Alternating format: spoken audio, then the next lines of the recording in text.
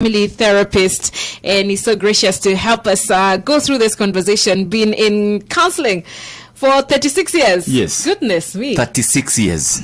I'm tempted to ask you where you were, but as old as that period, I can tell you. Let's just leave it at that for now. Welcome, Dr. Christian. Thank you. It's good to have you again. Yeah. And thank you for agreeing to come. Karibu. So we began this conversation last week, and we are actually inviting you that is listening to us to send in that question that you might be having about creating relationships with your children and being a parent with impact. Yeah. And the conversation last week went pretty well, and we were told that it is important for children to have a relationship with their parents. Yes, or the other way. You know, I was just thinking, let's just start it at that point. Mm-hmm. Dr. Christian, yes. Is there anything that does the child have a role to play when it comes to impactful parenting? Yes, a child does. Mm-hmm. What's their role? Unfortunately, we don't recognize the roles of children. Mm-hmm. A family is like a three-footed stool or table. Father, by the traditional definition of marriage or family, is father, mother, and children. Right. But it's like we have removed the aspect of children, and we make them as if they are non-existent. Mm-hmm. They have a role. It may surprise you that when parents now want to change accommodation,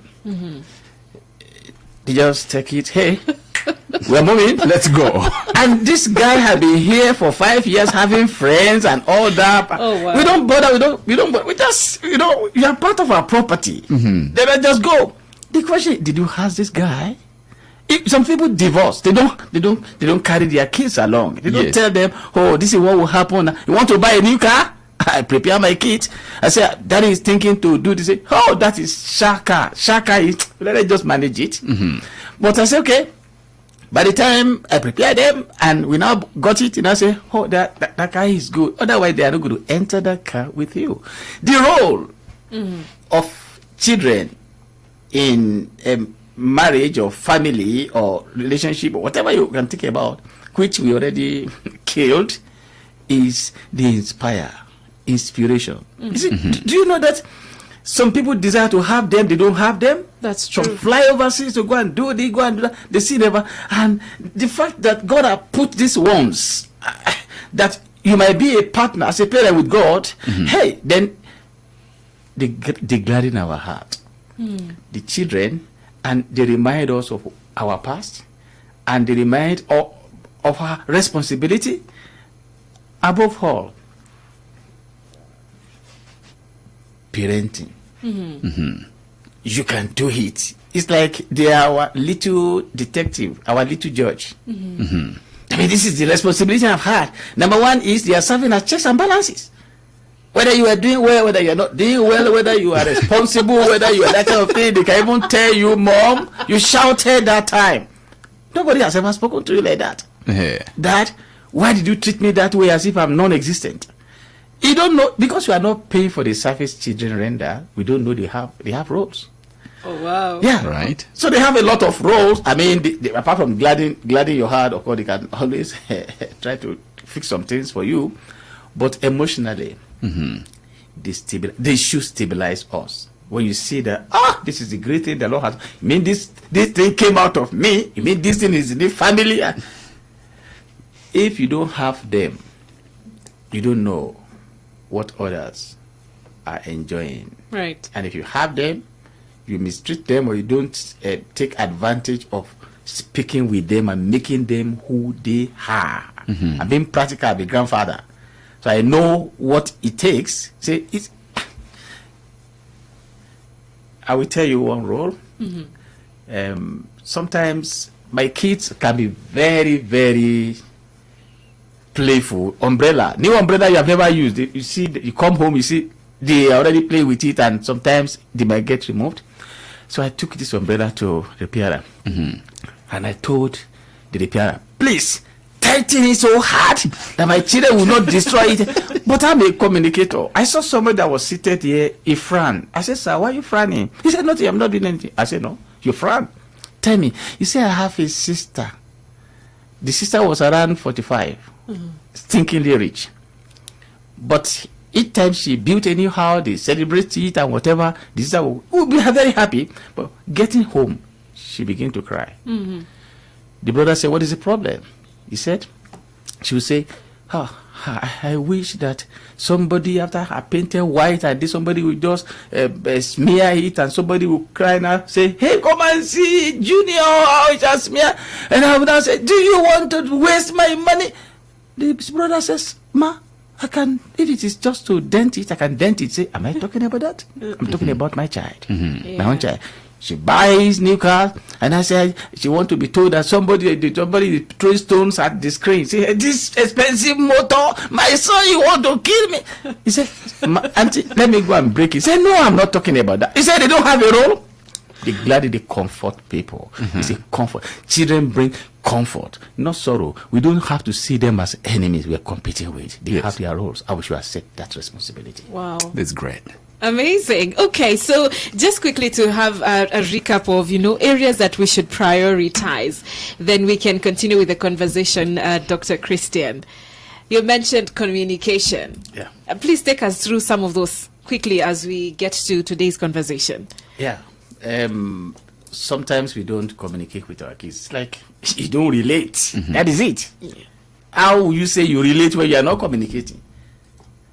Hardly do you see parents that look straight to their children's eye. Some parents don't smile. They just dish out instruction.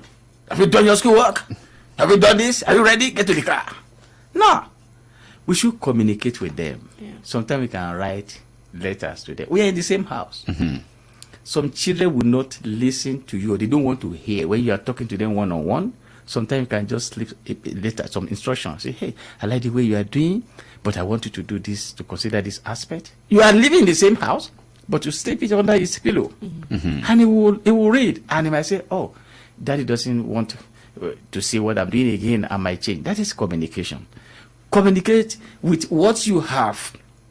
Communicate by respecting them. If they see a respect in you, if anybody hurt them out there, they don't care, because they know that their parents communicate with them, so that you'll be able to be the best of friends to them and confident.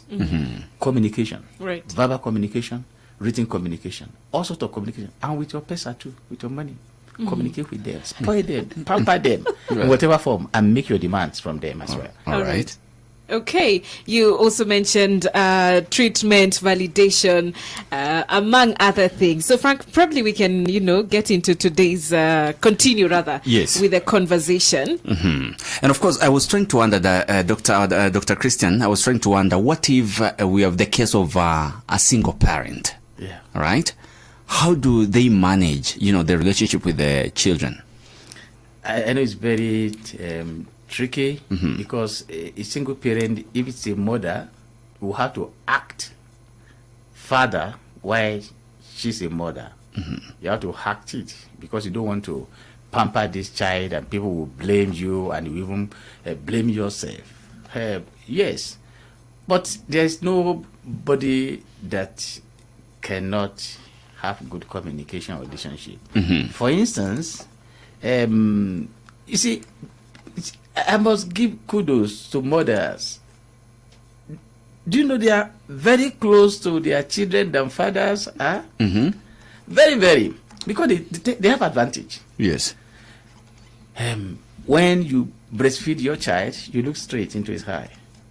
That is simple truth. That is, they are connecting. Yes. That is very powerful.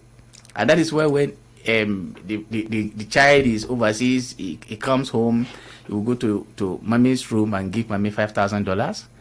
And by the time mommy and daddy are seated together, he will say, Daddy, I appreciate all that you have done for me. We'll give daddy $2,000. We'll now give mommy $250. So the father will now be, hey, my son likes me. No, that guy has taken care of his mom. In the room, $5,000.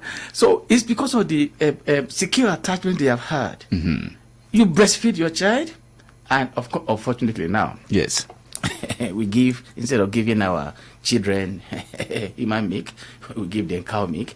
So now you can begin to wonder how attached that child can be to the mother, because it is cow. I mean, that cow milk, there is a disconnect. I mean, this disconnect. So, but as a single mother, I know it's very tricky, like I said. Balancing parenting and this affection of a thing. If it is a daughter to mother, it is much easier. If it is a son to mother, I think co-parenting might be very useful in this case. That the father might be responsible to have access to the son, because they have the same gene. Yes. Yeah, but it is doable. I mean, we have counselors, and if a child knows that mama is always there for me, nobody can detach them. All right. Yeah. What about the case where it's a single parent, and in this case it's a father who is available? Okay. Yeah. Yeah. See, what if the child we are talking about is a female? It might be very tricky again, because it's like you can't get in there. I know in counseling I've had people say when their mom died, it was their dad that taught them how to use these monthly things of a woman, and that some parents, fathers are really very proactive. Yeah, and they could do, but it is very tricky, and that's why the Bible says that if you're a widow and you are below 50, please go get somebody, so that co-parenting can be very great there as well. So if it is a father, well, the father will also become will be acting as a mother. Well, he's actually a father. I babysat 6-month-old baby before. My wife was in the US. Yes. And the impact it had on the baby, the guy in question is studying medicine now. The impact on her was when she saw men, she spread her hand. She wanted an embrace. She wanted you to carry her. When she sees women, even when her mom came, the child just held her and jumped at me. I said, "No, that is what I'm talking about." So she was affected by her mother being away. Because she was just 6 months at that time. Yeah. And mom just went away for 11 months. Right. But this child was developing very seriously. And it was daddy everywhere. Daddy in the car, daddy bathing, daddy. I got a housemaid anyway, but I sent her because she was dressing decently. And I said, "No, guy, you can't stay here." Say, "That is how I was dressing when mommy was around." I said, "You were in mommy's car." Okay. But this time around, I'm the one carrying you around. So I don't like. So I sacked her and I had to. So that's the impact by her. Okay. Father might not be able to have direct access to the daughter. Otherwise, let them do the needful. I won't mention the needful anyway. But Right. Yesterday, when we were having one of our conversations in the morning, someone wrote in and they said we were talking about forgiveness. Yeah. And someone mentioned the issue of the father of their children going away, and so they were saying that they want to make sure that the children grow up without knowing their father. What would you tell them? that's okay. And I remember I presented a case at Park where a mother took 3 kids to Canada, and the father was home, but unfortunately for the mother, one of them was around 7 years and was capturing everything.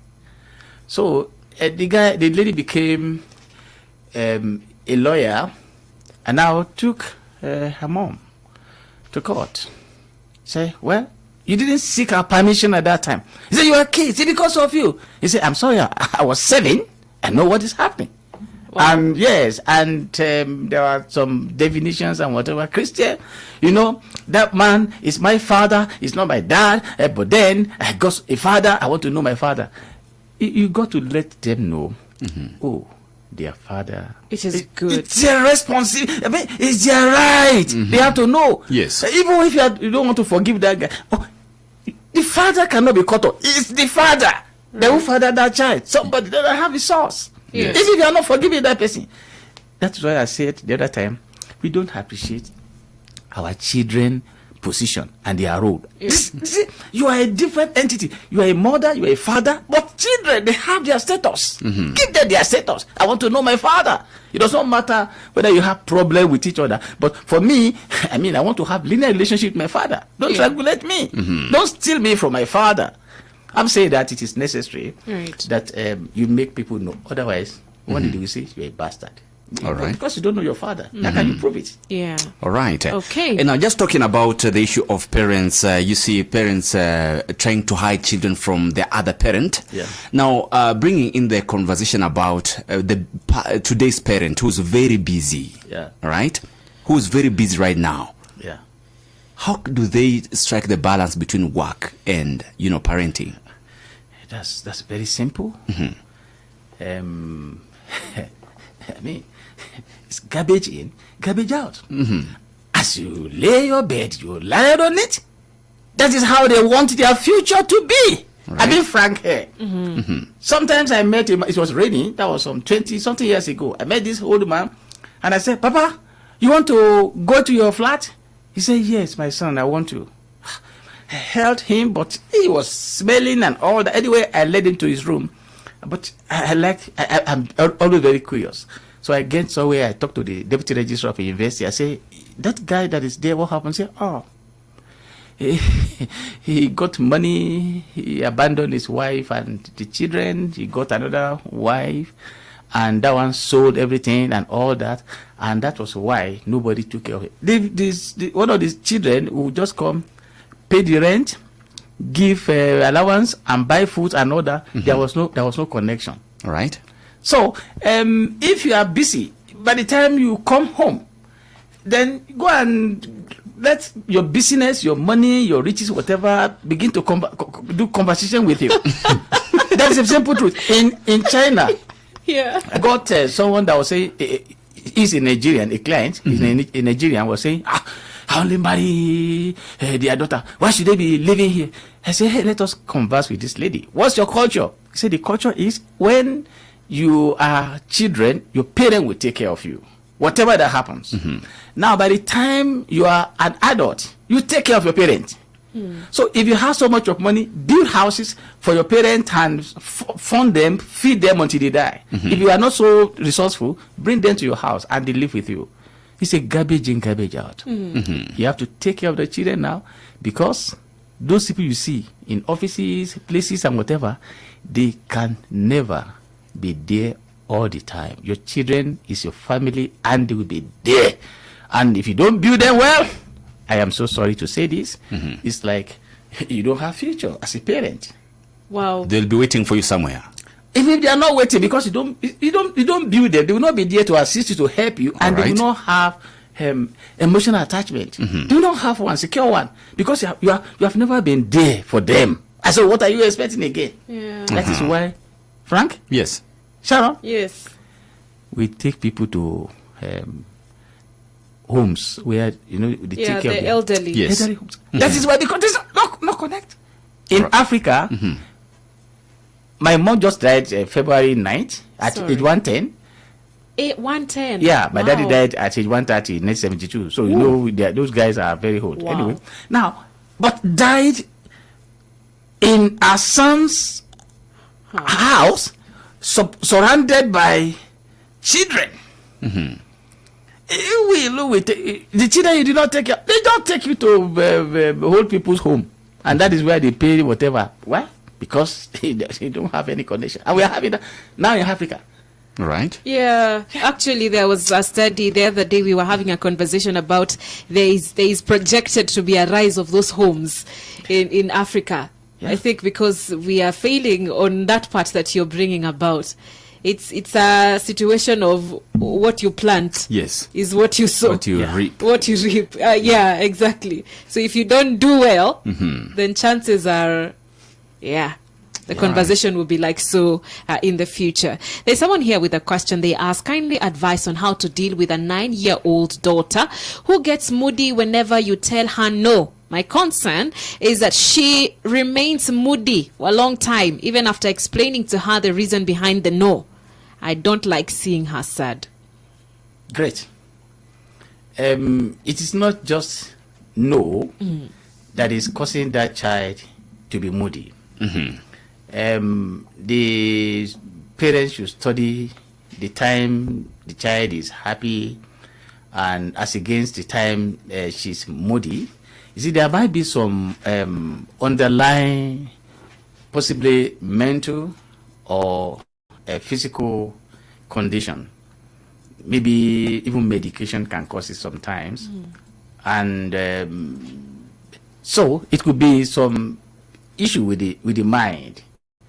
It's not just about anytime I say no, it might not. So the parents should be very curious. Yeah. What makes that? Do you know you can even have some conversation? The parent can have conversation with that child on a neutral ground. They just walk, take a walk. I don't know why we don't play with our kids. They're your kids. Play with them, talk to them. Paul the Apostle said, First Corinthians 13, verse 11. He said, when I was a child, I spoke like a child. I understood like a child. I thought like a child. Talk like them the way they can understand. Then that child can say, Mommy, do you know I don't like the way Daddy spoke with me when I was just 3 years. That might be why. And I say, oh, why did he speak with you? He said, I don't like the way he looked at me, as if I'm not loved. I say, oh, Daddy loves you, I love you, whatever. It can even be, if she's a single parent, it might be a way of saying, look, you are impacting this girl negatively. I want you to just come give her some flour and let her just go out and dine with her and all that kind of thing. That might solve the problem. There must be some underlying condition, either medical, either psychological. Right. That. So let her do our work. Let her study them. I'm sure that girl will come round. All right. Thank you so much, Dr. Christian. We continue with the conversation on the breakfast table. If you have a question on parenting, kindly feel free to ask that on 209330717 400 555 being our WhatsApp line.